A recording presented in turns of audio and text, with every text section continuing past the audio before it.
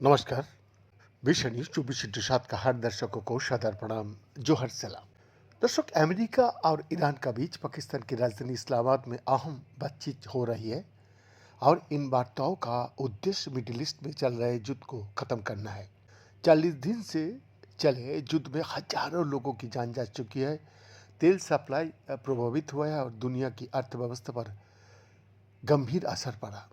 Iran ने साफ कहा है कि वो औपचारिक बातचीत तभी शुरू करेगा जब अमेरिका दो बड़ी शर्त माने। पहली, लेबनान में युद्ध विराम लागू किया जाए। दूसरी, ईरान पर लगे आर्थिक प्रतिबंध हटाया जाए और उसकी फ्रीज की गई संपत्ति वापस किया जाए। 7 अहम मुद्दे जिन पर अमेरिका ईरान का बीच पाकिस्तान में बातचीत चल रही है।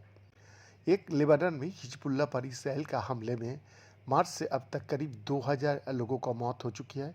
अमेरिका और इसराइल कहता है कि ये कार्रवाई अलग है, लेकिन ईरान इसे उसी संघर्ष का हिस्सा मानता है। 2, ईरान चाहता है कि अमेरिका उसके फंसे हुए पैसे रिलीज करे, क्योंकि प्रतिबंध की वजह से उसकी अर्थव्यवस्था को काफ़ी नुकसान हुआ है। वही अमेरिका ने संकेत दिया है कि वो कुछ राहत दे सकता है, लेकिन इसके बदले ईरान को अपने परमाणु और मिसाइल कार्यक्रम में कमी करनी होगी। और कई रिपोर्ट में ये भी दावा किया जा रहा है कि अमेरिका, कतर और बाकी देशों में जब्त ईरान की संपत्ति रिलीज करने का तैयार हो गया, हालांकि व्हाइट हाउस ने इससे इनकार कर दिया।